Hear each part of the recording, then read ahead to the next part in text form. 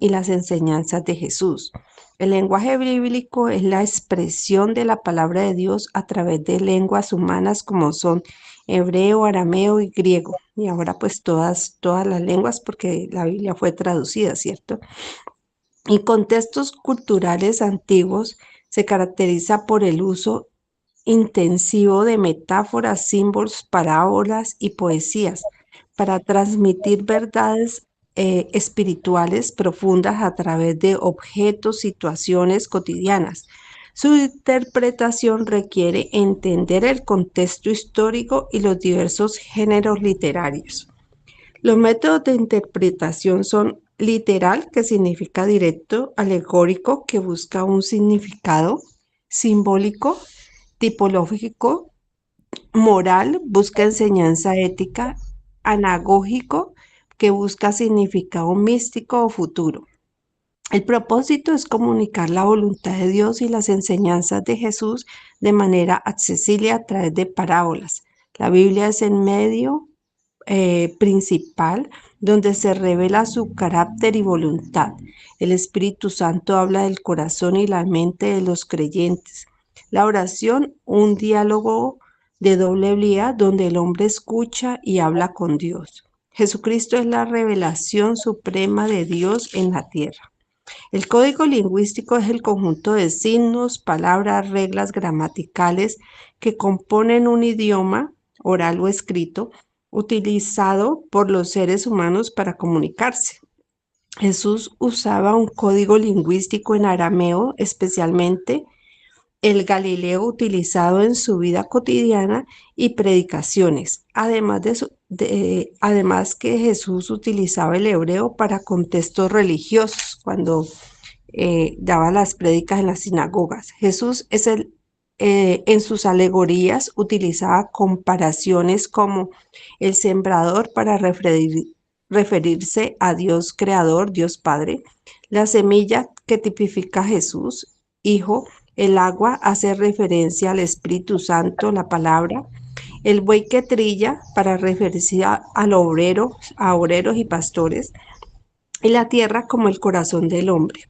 El lenguaje de Cristo requiere de tres niveles de comprensión, que el primero que es escudriñar las escrituras. En San Juan 3:59 dice que es un mandato bíblico que exhorta a investigar, estudiar diligentemente y profundamente para conocer la voluntad de Dios, encontrar la vida eterna y reconocer el testimonio de Jesucristo. Implica leer profundamente para descubrir verdades divinas, dirección y revelación personal. Escudriñar proviene del griego ereunao, que significa indagar, investigar a fondo o hurgar, no solo leer superficialmente. El propósito es encontrar el camino a la vida eterna a través de Jesús, lo que implica un estudio constante y diario con oración, buscando que el Espíritu Santo ilumine el entendimiento. Discernimiento. El espiritual es el don y la práctica de distinguir la voluntad de Dios de otras influencias, permitiendo reconocer sus obras en la vida diaria, lo que implica una escucha profunda, oración y el examen interior para tomar decisiones alineadas con la verdad divina. La revelación espiritual es la comunicación divina mediante el cual Dios da a conocer su voluntad, misterios y el amor a la humanidad, como un regalo de Dios. Esto ocurre a través del Espíritu Santo, visiones, sueños o impresiones en la mente y el corazón, manifestándose comúnmente en momentos de quietud, oración y estudio. La parábola del sembrador en Mateo 13, Marcos 4 y Lucas 8 enseña que la palabra de Dios es la semilla, que debe ser constante, pero su fruto depende de la condición del corazón humano. Jesús explica que los distintos terrenos representan cómo las personas reciben el mensaje. con indiferencia, superficialidad, afanes del mundo o con un corazón abierto que produce frutos abundantes. Los de junto al camino son las personas que escuchan la palabra pero no la entienden, no les interesa y el maligno Satanás se las arrebata rápido. En pedregales son las personas que reciben la palabra con alegría pero no tienen raíz en su corazón. Al enfrentar problemas o persecuciones por causa del mensaje, abandonan su fe. Entre espinos, aquellos que escuchan, pero las preocupaciones de esta vida y el engaño de las riquezas y los placeres ahogan la palabra, haciéndola infructuosa. En buena tierra son los que oyen, entienden y aceptan la palabra, dando frutos al 30, 60, 100 y 100 por uno. La fe verdadera se demuestra por el fruto producido. La palabra nos invita a examinar nuestro corazón para asegurar que sea un terreno fértil que permita a la palabra de Dios crezca y que pueda transformar nuestra vida. Para limpiar el corazón debemos tener un proceso espiritual iniciando por la fe en Jesucristo, sostenidos por las obras del Espíritu Santo que implican arrepentirse, obedecer la palabra de Dios y confesar los pecados para ser purificados. Implica quitar la hipocresía y la amargura, permitiendo que Dios transforme la mente y los deseos desde adentro hacia afuera. Reconocer y abandonar el pecado incluye pedir a Dios que examine el corazón, como lo dice el Salmo 51:10. La palabra de Dios actúa como agua purificadora que guía la conducta y limpia el camino, lo dice el Salmo 119:9. Renunciar al rencor y a la falta de perdón, liberando el corazón de amargura, renovar la mente, quitando los pensamientos impuros para que el corazón se mantenga limpio, enfocándose en la verdad de Dios. En Efesios 4:26 dice, airaos pero no pequéis. Es una exhortación a gestionar la ira legítima sin caer en comportamientos pecaminosos o destructivos. Significa que enojarse es una emoción humana natural, pero no debe derivar en amargura o venganza, acciones que den lugar al diablo. La templanza es un dominio propio o autocontrol, es una virtud esencial y un fruto del Espíritu. En Gálatas 5, 22 y 23, que capacita al creyente para moderar sus pasiones, deseos y emociones. No es simplemente la fuerza de voluntad humana, sino la capacidad divina guiada por el Espíritu para controlar los sentidos, el apetito y la conducta, viviendo en equilibrio y piedad. Pues, pastor, yo aclaré estas palabras, ¿cierto? Porque pues uno dice o uno piensa, dice la palabra que el rencor o el odio o cuando uno se enoja hacia otras personas, pues a uno se le levantan esas iras, ¿cierto? Pero yo pienso pues que somos humanos, en primer lugar lo dice la palabra, y que nos enojamos. Pero ¿por qué nos enojamos? Nosotros no nos enojamos por nada, porque las personas nos hacen cosas, pero la palabra dice que no hay que guardar rencor, pero no dice que uno no se pueda enojar, porque a veces hay personas que le hacen cosas a uno y uno no puede, pues en humanidad, uno siempre, nuestra naturaleza humana reacciona a esas cosas que nos hacen. Porque lo aclaré porque pues es una de las cosas que es como mi piedra en el camino. Entonces, ese es mi resumen, pastor.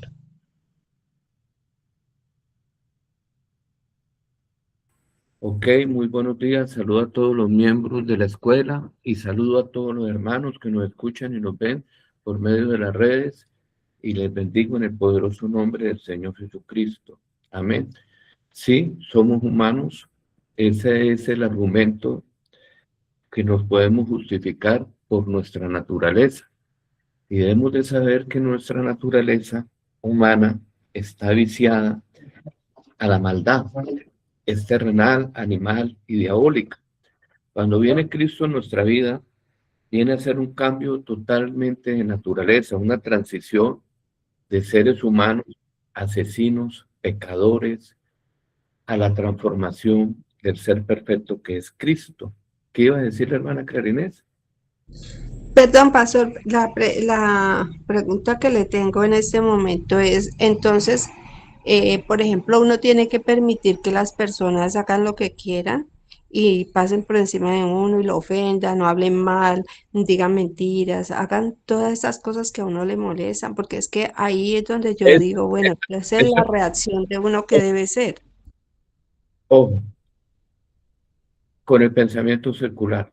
Resulta que nosotros tenemos una naturaleza infestada de pecado y la palabra de Dios es nuestro manual de vida siguiendo un modelo que es Jesucristo. La justificación de la respuesta a la acción de que alguien me haga, cuando Jesucristo vino a reaccionar diferente a todo el comportamiento humano, porque no, ojo, nosotros como hijos de Dios tenemos el modelo que es Cristo. Entonces, por ejemplo, en la argumentación ojo por ojo, diente por diente, pareciera que fuera la más correcta. Si alguien me lastimó, entonces voy a devolverle con fuerza porque yo fui buena tierra. Si me dieron un golpe, quiero pegarle 3 golpes más para darle hasta ñapa, para que sepa que no se tiene que meter conmigo.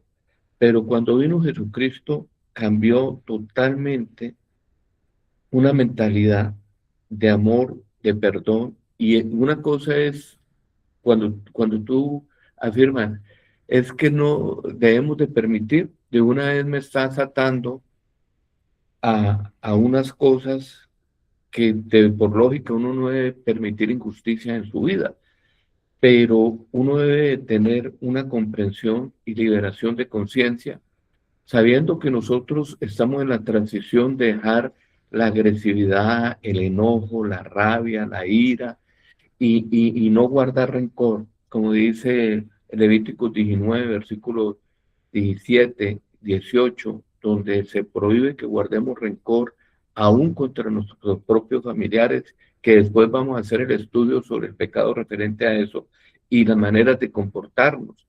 Una de las cosas con que yo mantengo peleando en mi vida es contra la argumentación de la vieja naturaleza y las enseñanzas de mi nueva naturaleza. Entonces, mucha gente cree que porque uno, bueno, hablemos como habla el mundo secularmente, por uno ser cristiano, aunque nosotros, eso es una etiqueta, nosotros, hijos de Dios, debemos de entender que nosotros debemos de actuar diferente como actúan las personas. Debemos, con la sabiduría que Dios nos está dando, si alguien viene a inyectarnos rencor, lo primero que tenemos que hacer, odio, es limpiar eso de nuestro corazón. Por eso se habla mucho del perdón en las enseñanzas de Jesucristo. Es una base impresionante el perdón de los pecados de Dios hacia nosotros, el perdón de las personas que nos lastiman. Pero si yo hago una examinación de cómo nos tratan las personas y todo, el 90 o 95% es una que nos lastiman el ego, no es un ataque que nos cojan a golpes, a patas, a puños, sino a veces son comportamientos de personas hacia nosotros.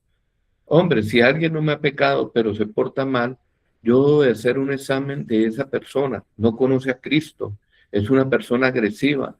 Las personas naturales, entendamos que las personas naturales son los de la vieja naturaleza, que no están en la transición a ser nuevas criaturas. A esas personas uno sabe que las domina eso.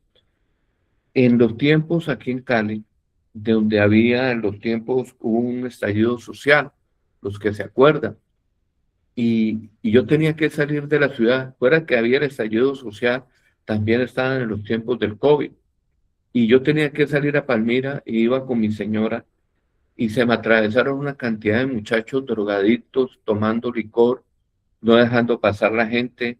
Viene un muchacho con un cuchillo delante de mi mujer, eso es humillación. que lo hagan bajar uno de la moto, que lo esculquen con una agresividad, y a mí me dio ira. Pero al otro día, una pastora muy sabia dijo, no te enojes con estas personas porque ellas son instrumentizadas por Satanás y por mentes superiores de maldad. Entonces, yo he aprendido a no cargar odio.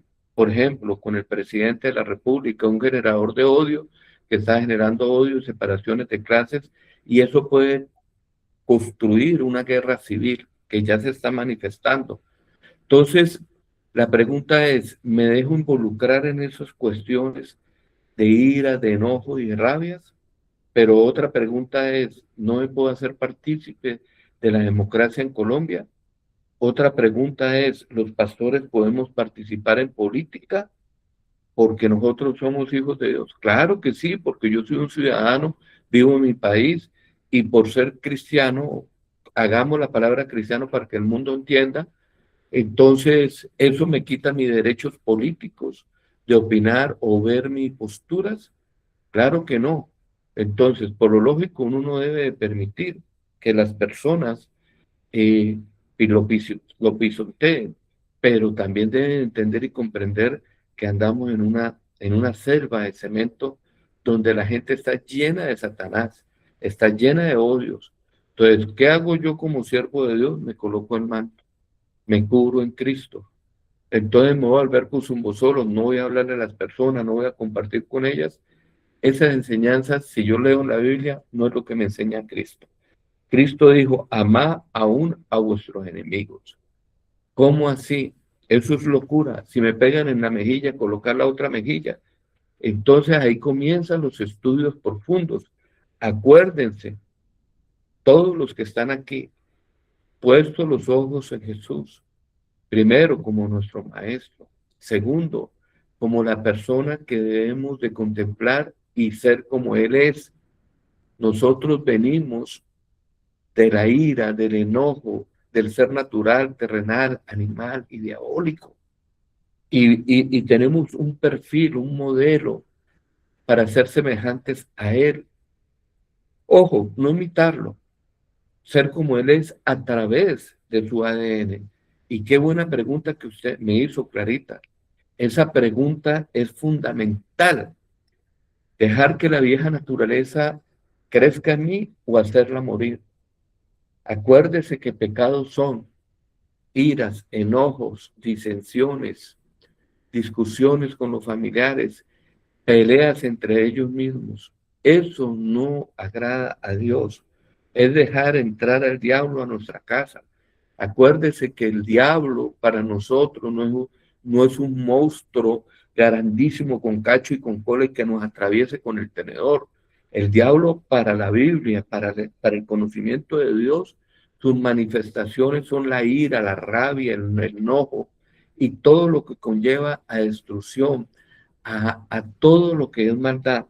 Por eso, la limpieza del corazón es tan fundamental que si a mí me cae una semilla de odio de una persona hacia mí, yo tengo que coger la semilla y si creció, desarraigarla. Si encuentro la semilla, cogerla y botarla a la vida, porque entonces voy a hacer yo lo mismo que las demás personas. Y algo que yo he peleado mucho, y yo los entiendo a ustedes, porque yo no puedo argumentar que yo ya soy humano. Según la Biblia, nosotros estamos saliendo, haciendo una transición de ser humanos a ser divinos, a ser celestiales, no de este mundo. Esto no es una religión, esto es una transformación de una nueva creación en Cristo Jesús, con nuevos sentimientos, nuevas visiones. Somos pacificadores, no somos personas que debamos de echarle más fuego a la leña. En nosotros se debe morir el chisme, en nosotros se debe morir la ira, en nosotros se debe morir la ira, el enojo, los resentimientos, las apatías y todo lo que conlleva eso, porque sabemos que eso va creciendo y es parte del diablo. Para mí el diablo es una emoción manifiesta de destrucción, Por ira se puede destruir un matrimonio, por ira se puede destruir este ministerio. ¿Por qué se destruye la iglesia? Porque los miembros no se soportan a veces los unos a los otros. ¿Por qué? Por la naturaleza infestada de Satanás que hay dentro de los corazones. Lo que destruye la iglesia a veces no es la gente de afuera, es nuestra misma naturaleza antigua que no hemos hecho morir.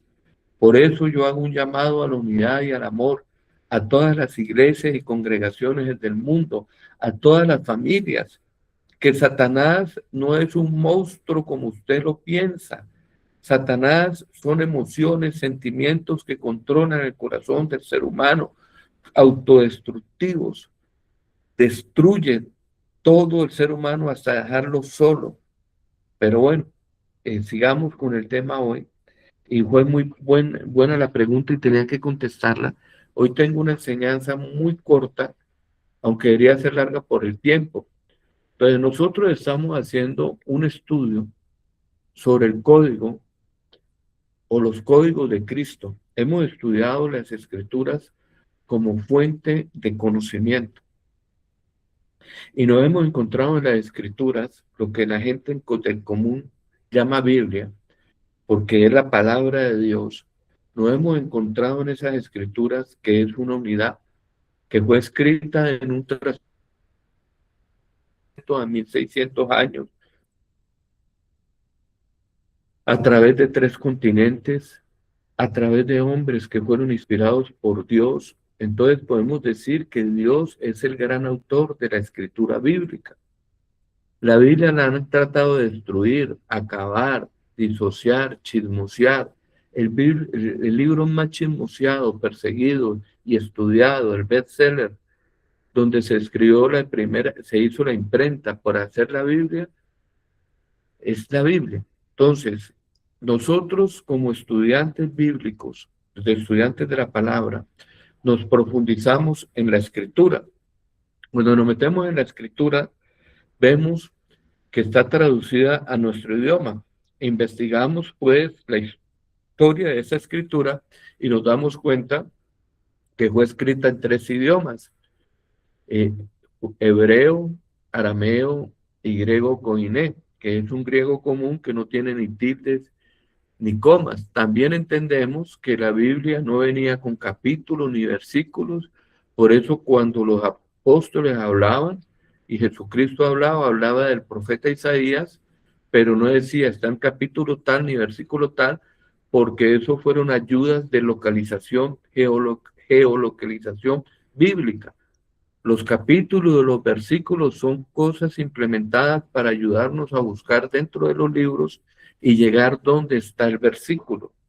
Eso ha sido de muy buena ayuda.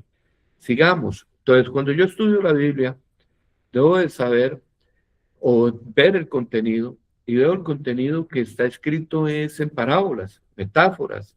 En el hebreo se llama masal, machal o masal.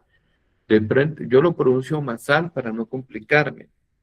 Entonces, debemos de entender que el equivalente de masal es el mismo equivalente en el griego, lo que es parábola. Cuando yo comienzo a estudiar, me doy cuenta en el Salmo 78, versículo 2, donde Dios dice que va a abrir tu boca, es una expresión o una imagen de hablar. Cuando yo digo voy a abrir mi boca, significa en una expresión voy a hablar, voy a expresarme, voy a comunicar o voy a dar mi doctrina por medio de parábolas. En la traducción del griego hacia el hebreo aparece el concepto parábola, pero si estuviera escrita en el original sería escrito masal, ¿cierto? Entonces Dios va a dar su revelación a través de historias paralelas metafóricas. ¿A través de qué? Demostrar con cosas naturales para entender las cosas espirituales, como similes. La palabra simil significa similitudes. Ejemplo, Dios compara la escritura con el agua o el Espíritu Santo. Entonces, cuando usted ve el agua, H2O, y dice, pero bueno, ¿qué puede haber en comparación un libro a esta agua?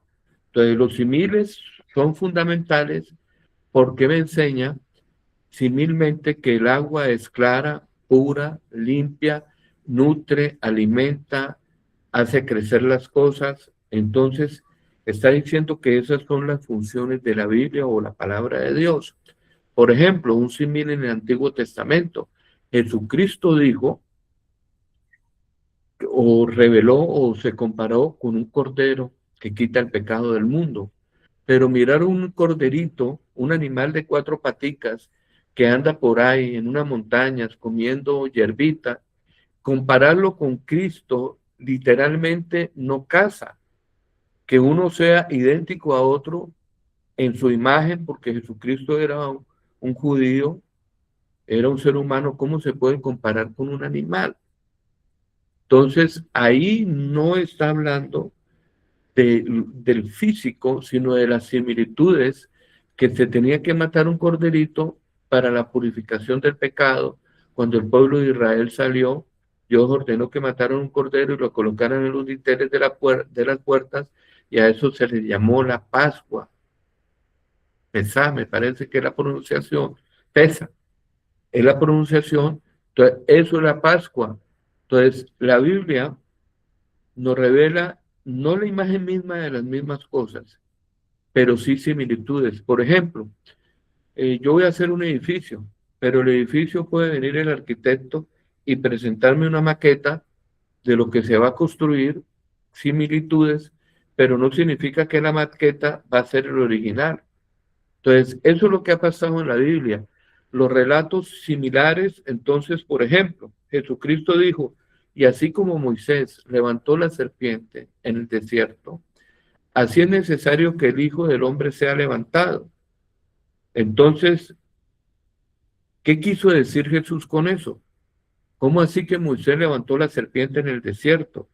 Entonces la pregunta es, ¿y por qué Jesús está diciendo que tiene que ser levantado?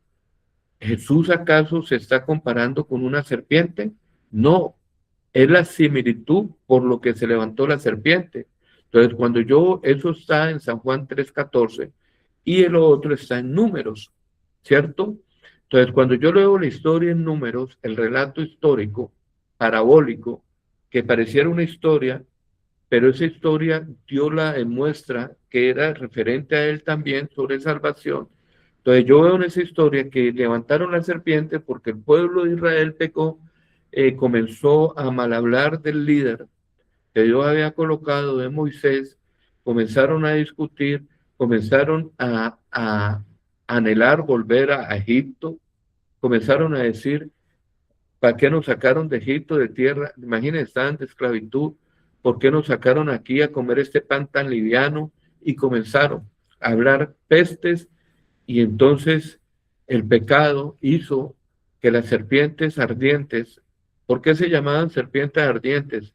No era porque era una serpiente y era una candela que andaba en ella, sino le llamaban serpientes ardientes porque la persona que mordía o la picaban, en nuestro argot colombiano, esas personas sentían quemarse en fuego y morían. Era uno de los síntomas de esas serpientes. Entonces vinieron y confesaron su pecado y dijeron, hemos blasfemado o mal hablado de Dios y de ti, ruega a Dios que nos salve. Entonces fue Moisés y oró y le pidió a Dios para salvación e intervino por ese pueblo.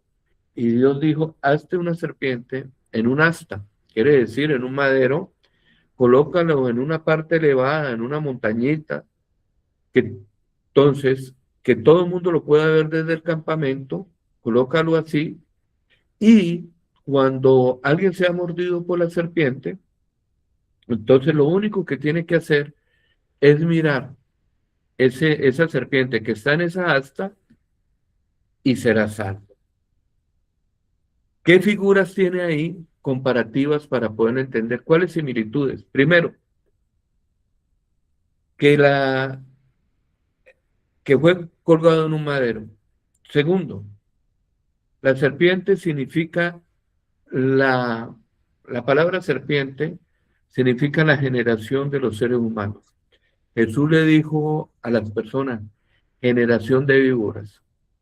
En otras palabras, lo que dijo en San Juan, vosotros sois de vuestro padre el diablo y los deseos de vuestro padre queréis hacer. Entonces, Dios colocó a Jesucristo ahí, lo hizo pecado, no siendo pecador. Se hizo pecado porque cogió nuestros pecados, cogió nuestras mentiras, cogió nuestro engaño, cogió nuestros odios y toda la naturaleza humana. Porque cuando uno se justifica de la naturaleza humana, es porque es una naturaleza infestada con Satanás, pero Dios nos ha dado su nueva naturaleza. Entonces, en ese estudio de la salvación, Jesucristo reveló que la salvación donde el pueblo de Israel fue salvo por el mismo Dios que le dijo a Moisés que colocara la naturaleza con que los estaban matando, porque lo que estaba matando a la humanidad es su pecado, pues lo colocaran ahí. Entonces, esa es la representación más fuerte y es muy fuerte entender esto, pero Cristo a través de esa parábola nos reveló la salvación a través de la cruz, donde Él sería crucificado. Entonces, por eso cuando uno dice la Escritura, San Juan 3:14, y así como Moisés levantó la serpiente en el desierto, así es necesario que el Hijo del Hombre sea levantado para que todo aquel que en Él crea sea salvo. Vamos a leerlo. San Juan 3:14 y 15. ¿Quién tiene Biblia? Clarinés, por favor, para que ustedes comiencen a entender que la literatura del Antiguo Testamento cobra vida Ya, pastor. cuando Cristo aparece en el concepto, cuando Cristo aparece en la historia.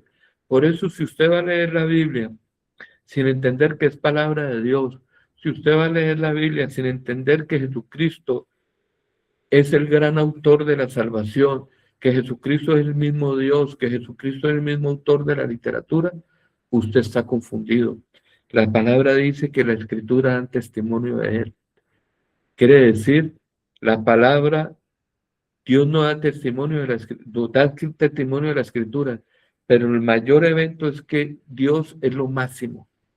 Hay muchas personas que idolatran la escritura, la colocan en la casa, la abren, pero no la leen y no tienen una interacción con esa escritura, no se les vuelve viva, no encuentran a Jesucristo, no encuentran la luz de la vida que Jesús. Léelo, por favor. Y como Moisés levantó la serpiente en el desierto, así es necesario que el Hijo del Hombre sea levantado. 15. Para que todo aquel que en él cree, no se pierda, mas tenga vida eterna. Amén. Entonces, Dios colocó hace 2000 años, permitió que Jesucristo fuera crucificado. También Abraham, con su hijo Isaac, Dios le dijo que lo sacrificara a su único hijo. Lo llevó al monte Moriah, lo puso a cargar la madera y le dijo, ¿dónde está el sacrificio? Y entonces dijo Abraham, Dios proveerá. Y cuando lo iba a matar, resulta que al frente dijo Dios, detén tu mano, no me has negado tu único hijo.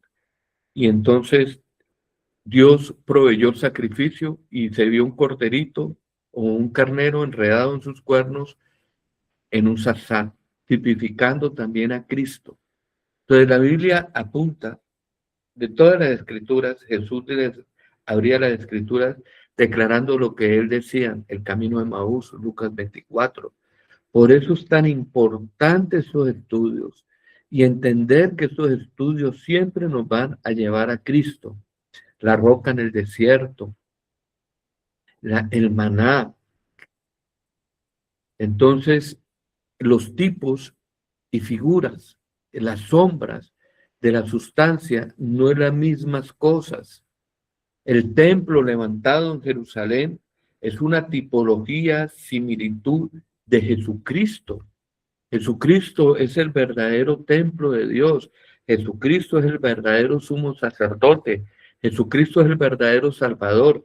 A Jesucristo es al único que se le debe de presentar las ofrendas y los diezmos, porque es el verdadero Dios. Abraham diezmó en Melquisedec. Mucha gente hoy está confundida. está llevando las ofrendas a un Dios que ellos ni siquiera conocen.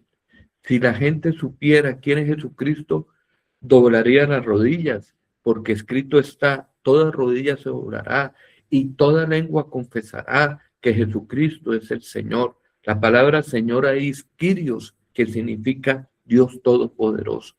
El Señor Todopoderoso, el Dios de los ejércitos, el Creador, el Dios que se hizo hombre. Grande es el misterio y la piedad. Dios se ha manifestado en carne. En Él habita toda la plenitud de la deidad. La palabra deidad significa Dios. Quiere decir que Cristo es Dios. Pero, pastor, dice la Escritura que Él es el Hijo. Pues claro, se manifestó como Hijo. El Dios Todopoderoso, el que tiene el universo en su mano, se anonadó, se redujo y vino y se hizo y se preparó un cuerpo, nació en María, cogió y despertó conciencia, siendo el mismo Dios. Porque la Biblia dice que Él es semejante a Dios. Él es Dios todopoderoso. Entonces, cuando estudiamos las Escrituras, debemos de tener una mente entendible, entendiendo que las parábolas son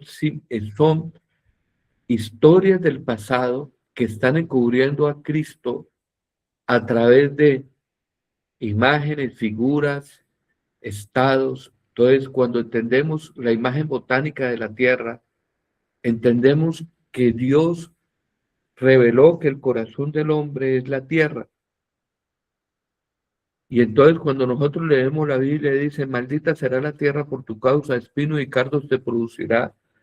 No es una maldición al globo terráqueo, es la maldición adquirida, no porque Dios maldijo al hombre, sino porque el hombre comió y se infestó de un fruto, porque en el fruto está la semilla y produjo su generación de cardos y espinos y zarzas. Por eso estos estudios, si usted no tiene un glosario de interpretación alegórico y si no los aplica, pues va a tratar de interpretar literalmente un lenguaje que solamente se puede interpretar con códigos. Códigos. El labrador es el Padre. Códigos, la semilla es la palabra. Códigos, el Espíritu Santo es el agua. Códigos, los obreros son los bueyes. Códigos, la U, la tierra, tu corazón. Él tiene que producir uvas. Si usted no sabe esos códigos y va a leer la Biblia sin tener esos códigos de interpretación, pues la Biblia va a ser un libro cerrado, porque usted está interpretando literalmente y no está descodificando. Entonces, por ejemplo, las parábolas que decía el Señor, la gente las escuchaba. Ve, qué buena esta parábola. Y entendían porque ellos sabían. Vamos a dar un ejemplo. La parábola del sembrador. Para profundizar el código de la parábola, tomemos como referencia la parábola del sembrador, Mateo capítulo 13, ya que es la única donde el maestro mismo entrega la llave para descifrar el código estableciendo un patrón para todas las demás. Quiere decir que Jesucristo alegorizó la parábola del sembrador. Los estudiosos del método gramatical histórico no permiten que usted alegorice o le dé interpretación a los códigos con la argumentación que la palabra pierde su sentido literal y se da para la especulación. Y eso pareciera que fuera bueno, esa rigidez de no alegorizar la escritura en el método alegórico, porque entonces la Biblia va a terminar diciendo una cosa que está escrita literalmente y va a terminar hablando de otras cosas que no aparecen ahí. Ejemplo, pero es que Jesucristo lo hizo. Cuando Jesucristo habló de las aves del cielo, los que no saben la parábola la voy a repetir, la voy a parafrasear, y dice así, pastor, pero no la leen en la Biblia, pero si no la tengo dentro de mí, ¿cómo la puedo meditar? Si no la recuerdo, si no sé los versículos, si no tengo idea de la parábola, ¿cómo voy a hacer el ejercicio mental en mi mente de que del estudio y cómo voy a meditar sobre las aves del cielo si no tengo esa capacidad de tenerla dentro de mí? No, tengo que comerme esos versículos, analizarlo y meditarlo. Entonces la parábola dice, aquí el sembrador salió a sembrar y parte de la semilla cayó junto al camino, vinieron las aves del cielo y la comieron. Parte de la semilla cayó en pedregales, como no tenía profundidad de tierra, salió el sol y se quemó, y parte de la semilla cayó entre espinos. Los espinos crecieron, la ahogaron y la hicieron infructuosa. Y parte de la semilla cayó en buena tierra y produjo al 30, 60 y 100 por uno. El que tenga oídos para oír, oiga. Que el que tenga oídos para oír, que oiga. Esa es la parábola. Pero él la alegorizó. ¿Qué es alegorizar? Darle el sentido de interpretación de lo que él hablaba. Si Jesucristo no descodifica la parábola del sembrador, téngalo seguro que las peleas que tuviéramos hoy con las personas referente a esta parábola sería impresionante, impresionante. Pero gracias a Dios, Jesucristo abrió códigos y dijo que cada palabra tenía un método de interpretación, que lo que él estaba hablando no era tan solamente algo botánico de un sembrador que sembró en un terreno que estaba no apto para la siembra, con aves del cielo, con piedras o con espinos, que es la maleza. Él no quiso decir eso. Lo más importante no era eso, sino el sentido espiritual y el significado de cada cosa. Ejemplo, el sembrador es Dios. ¿Por qué lo sabemos? Por San Juan capítulo 15, versículo 1. Mi Padre es el labrador. Ezequiel 36, verso 9. A vosotros me volveré y seréis labrado y sembrado. Pero pastor, usted no está usando Biblia, usted no está leyendo versículos. No, los contengo ya dentro de mí. Y teniendo ese contenido puedo formar toda la estructura de lo que él está hablando. Por eso yo los invito, no tan solamente leer, retener y contener el contenido dentro de usted para que usted pueda meditar muy profundamente de lo que está diciendo. Fuera de eso, hacer la visualización de lo que se está viendo, ver un terreno. Yo no necesito verlo, yo tengo tanta imaginación que soy capaz de crearlo dentro de mi mente. Soy capaz de cerrar los ojos y ver todo lo que está escrito e ir creando las imágenes, porque ¿qué es lo escrito? Ese relato de la parábola del sembrador es la historia de un sembrador tirando una semilla y moviéndose.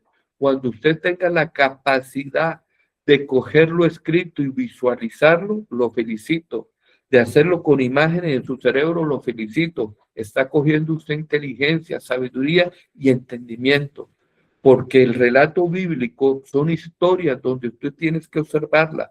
Por eso a veces me gusta predicar videos, pero por la capacidad vamos a seguir haciendo videos y viendo videos semejantes para entender mejor el concepto y las ideas, pero también les haría un daño porque sería como colocarlos a ustedes con hacer multiplicaciones con calculadora. No, ejercitemos nuestra mente. En cierta manera sí les haría un daño darles tan molido las cosas. Pero bueno, sigamos. Entonces, en la parábola del sembrador, es la llave o la piedra roseta, es un método, es una llave a una introducción de entender que la parábola es alegórica. Yo como escritor, investigador de los temas profundos del conocimiento, me he encontrado con personas que desprotican, mal hablan de la parábola y dicen que la parábola no puede ser alegórica, que no puede ser alegórica. Y Jesucristo la hizo alegórica. Por ejemplo, en el significado de lo que acabamos de hablar de la serpiente de bronce, es una parábola totalmente alegórica, que los códigos de interpretación están regados por toda la literatura. Por ejemplo, en la parábola del sembrador, es impresionante el estudio que hay en ella y la metodología alegórica, que cada palabra tiene un significado. Entonces, pero hay personas que también pueden cometer el error de hacerla ver como no es. Por eso hay que tener un alineamiento para no salirse y volver la parábola subjetiva y no objetiva. Entonces, vamos a leerlo. Entonces dice, ya que es la única donde el maestro mismo entrega la llave para descifrar el código, estableciendo un patrón para todas las demás. Aquí es donde el código lingüístico se convierte en revelación espiritual. El diccionario del código, la clave maestra, Jesucristo es llamado la llave maestra para mí. Jesucristo es el maestro. Jesucristo es el que abre todos los versículos. Porque en el camino de Maús, decían ellos, no ardía nuestro corazón cuando nos abría todas las escrituras y nos declaraban de que decían de él. Entonces, Jesucristo es la llave maestra. Las personas que no usen a Cristo como ese maestro que te enseña cada significado, pues se va a extraviar y va a terminar diciendo cosas que no son. En esta parábola Jesús define términos específicos que funcionan como constantes en su enseñanza. La semilla es el código para la palabra del reino. No es solo información, es una unidad de vida que contiene todo el potencial del reino de potencia. Marcos 4:26, Jesús dijo, y así es el reino de Dios. Jesús siempre decía, ¿con qué compararemos o haremos semejante el reino de Dios? Entonces, acuerde de las similitudes. Entonces Jesús dijo, el reino de Dios es como, y ojo con la palabra como.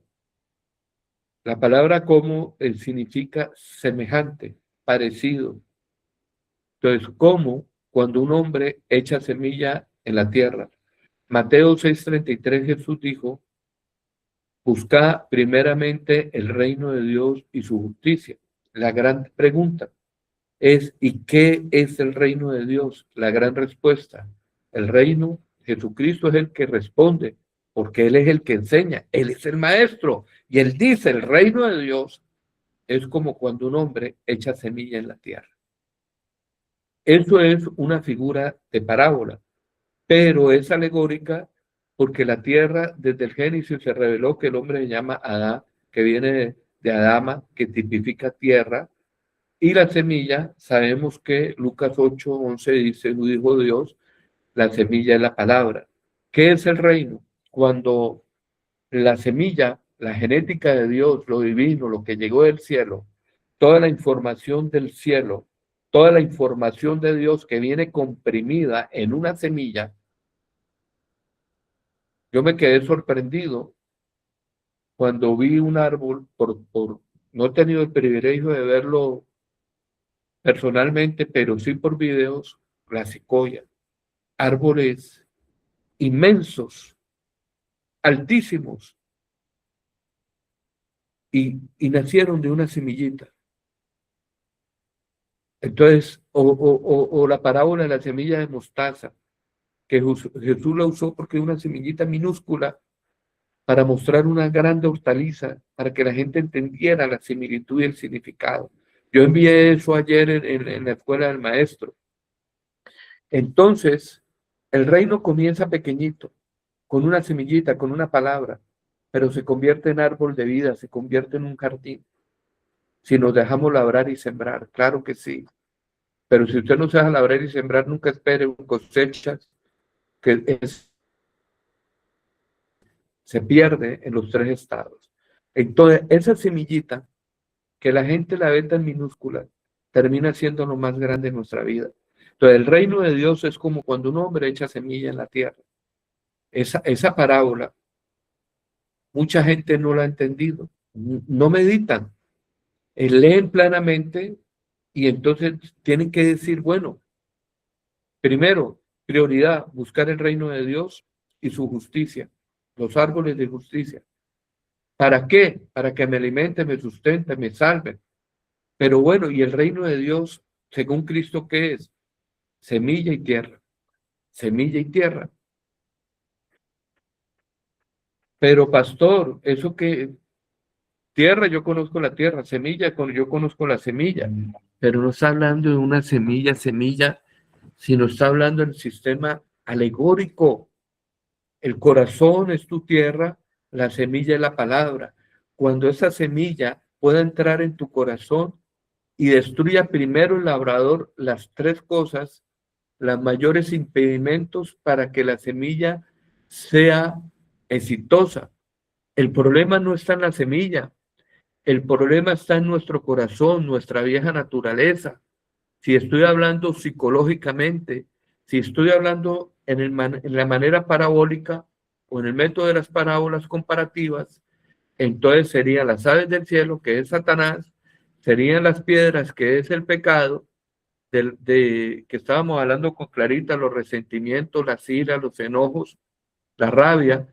Eso no deja entrar la información genética de Dios para que nos comportemos como Él es, porque Dios trae su naturaleza divina, su naturaleza celestial, su información genética para que seamos a imagen y semejanza de Cristo. Porque el reino de Dios nada ni menos es que la conversión de una vieja naturaleza, de un terreno infestado, de un desierto con una zarza, con el diablo, a cambiados a un jardín del Edén con Jesucristo. Aleluya. Mire qué significados tan profundos. Pero si no estudiamos desde el método alegórico para ver la sustancia de las cosas, entonces nos vamos a confundir. Entonces Jesucristo dijo, el reino de Dios es como cuando un hombre echa semilla en la tierra. ¿Qué es echar semilla en la tierra? ¿Para qué se le echa semilla a la tierra? Para que vuelva productiva, para que haya alimento, para que se acabe el hambre, para que cojas fruto, y esos frutos son obras, las obras del Espíritu, amor, gozo, paz, benignidad, templanza, mansedumbre. Entonces, cuando una persona quita la corrupción de su corazón y entra nada ni menos que la fructificación de Dios, porque el jardín del Edén no lo veas como, no te quedes tan solamente en la imagen de verlo como si fuera un jardín. Ese jardín, cada árbol son sentimientos, emociones de Dios, amor, alegría, gozo, paz, benignidad, templanza, mansedumbre, lealtad, fidelidad y todos los que son los valores de Dios.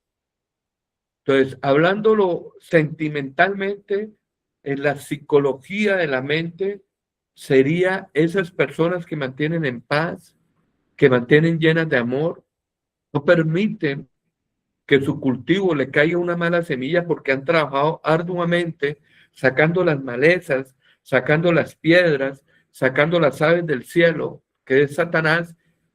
Entonces, yo como un ser que estoy cultivando mi jardín con Cristo, dejándome labrar por Dios, adquiriendo la buena semilla, que Jesús me dijo que toda planta que no sembró el Padre debe de ser desarraigada. ¿Por qué voy a permitir que venga la gente a echarme semillas otra vez de la zarza o me vengan a tirar piedra? Claro que no lo voy a permitir. Yo debo de sacar de mi corazón y arrojar al abismo toda ofensa, toda maleza. Yo se los digo aquí, a todos ustedes, yo ya los tengo perdonados. Yo perdono, los perdono. Aunque no han hecho nada malo contra mí, yo debo vivir de un perdón constante hacia las cosas. Yo no puedo guardar resentimientos. Si yo llego a guardar resentimientos, mejor dicho, ni me perdono a mí mismo. A mí mismo me perdono, porque he fallado, he hecho lo malo. Y pastor, ¿y qué es lo malo y qué ha fallado? No he estudiado más, me falta más estudio, debo de hacer los libros. Pastor, pero usted se está autocastigando. No, estoy camino en la excelencia. Estoy cambiando a nueva criatura. He aquí las cosas viejas pasaron, he aquí todas son hechas nuevas. No quiero en mi vida rencores, rabias, enojos, resentimientos. Aunque vengan disfrazados con argumentos que son correctos,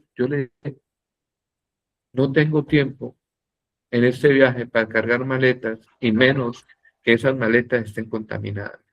No quiero cargar nada horrible. No quiero cargar miedo en mi vida. Pastor, no tiene casa, no tiene carro. Usted es un fracasado. Diablo mentiroso. Yo no soy un fracasado. Mi éxito cambió mi mentalidad. El éxito mío es tener a Cristo. Cuando yo parta de aquí no dejaré nada. No me podré llevar nada.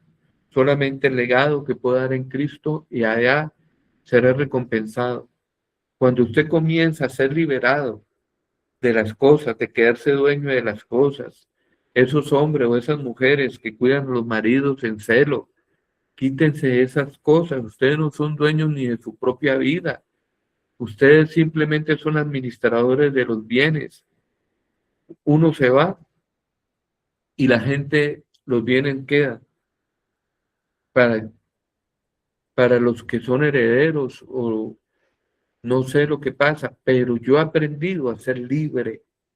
Entonces, si me liberto de los bienes materiales, que a veces se pueden volver una carga ministeriales, las preocupaciones, ¿cómo no me voy a liberar yo de las emociones negativas que destruyen mi jardín?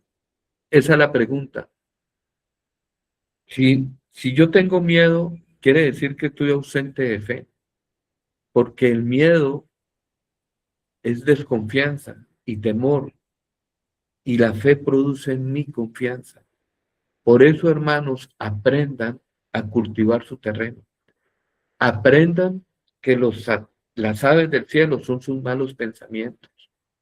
Aprendan que el pecado son sus emociones, chismes, murmuraciones, iras, contiendas, disensiones, herejías, que todo pecado viene con rama emocional. No conozco pecado que no sea del alma emocional. El adulterio es una emoción, la drogadicción es una emoción, el alcoholismo son emociones, las peleas son emociones. Bajémosle a la loca, quitémonos esas emociones, quitémonos ese ego, esas zarzas. Hermanos, a mí no me han pegado, a ninguno de ustedes le han pegado. ¿No serán que le están lastimando el ego a ustedes? ¿No serán que lo que ustedes están cuidando es la zarza? Y la zarza es lo que lo están argumentando. Analicémoslo, porque un árbol, un fruto no puede nacer o dar o verse si no hay un árbol que lo produzca. Estas prédicas es para tratar nuestra parte asmática. Entonces, cuando se habla de ave del cielo, son pensamientos de Satanás, para que lo obedezcamos. Cuando se habla del pecado, son partes de las emociones que tenemos de tropiezo y destructivas. Estoy hablando de la parte psicológica. Si hablamos de la zarza, son nuestros anhelos, las codicias, las avaricias de otras cosas que entran y ahogan la palabra. Entonces, personas que están enzarzadas son esas personas que los afanes de la vida. Si usted no tiene tiempo para congregarse, si usted saca disculpas, es que no me puedo congregar porque no puedo descuidar mi trabajo, esto, mentiras. Todos tenemos tiempo para, para sacarle a Dios. Lo perdemos en cosas insignificantes, pero primero el reino, sembrar la semilla en nuestros corazones. Si usted tiene tropiezo de pecado, entonces también pecado, yo no me congrego porque hay tal persona, o yo, la mentira. Entonces, hermanos, o los pensamientos que no te dejan congregarte. Entonces, si lo vamos a ver desde la alegoría, son aves del cielo, piedras y una mata parásita, una maleza. Si lo vamos a ver desde la psicología, malos pensamientos, actitudes de rencor, de odio, de piedra, de enojo. Si lo vamos a ver desde los espinos, es la construcción o constructivo de tu ego y sus diversas manifestaciones. Eso es lo que hay que destruir.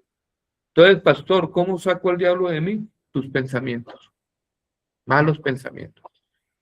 ¿Cómo saco el pecado? Tus malas acciones que te hacen tropezar, tus enojos, tus rencores, tus rabias, tus iras. Pastor, ¿y cómo destruyo el ego? La zarza. ¿Cómo destruyo la zarza? El ego. A veces es el ego el que está lastimado, a lo que ustedes le llaman orgullo. al yo. Es que se metieron conmigo, me pisotearon. Yo no voy a permitir esto. Yo voy a tomar venganza. ¿Y quién te colocó a vos como justiciero? Mía la venganza, dijo el Señor, en la ira del hombre no funciona la ira de Dios. Y lo que estoy predicando, estoy tratando de vivirlo y no es fácil. Yo soy una persona que a veces soy rencorosa, lo reconozco y le pido perdón a Dios. Entonces, ¿qué hago? ¿Sigo alimentando mi rencor o desarraigo esa planta para sembrar en mí la mansedumbre? Es la pregunta que hago. ¿Qué siembra? El que siembra para la carne recibe corrupción. El que siembra para el espíritu recibe gozo y paz. Por favor, necesito que las personas me envíen hoy, los que quieran, no se los obliga, que me envíen el resumen de esta enseñanza, porque tengo una cita ahora y voy de salida. Les amo en el nombre poderoso de nuestro Señor Jesucristo y tocamos temas hoy que ya comenzaron a meterse dentro de nosotros y pido perdón porque la palabra de Dios demascara al ego.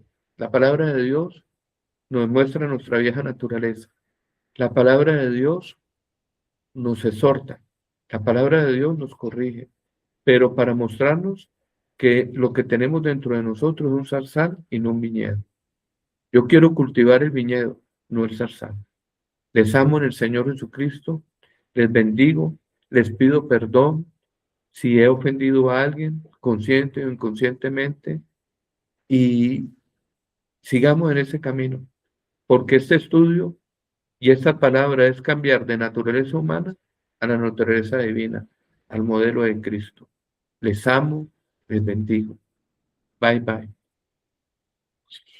Gracias, pastor. Gracias. Por favor, resúmenes o algo, me lo envían por WhatsApp. ¿Listo?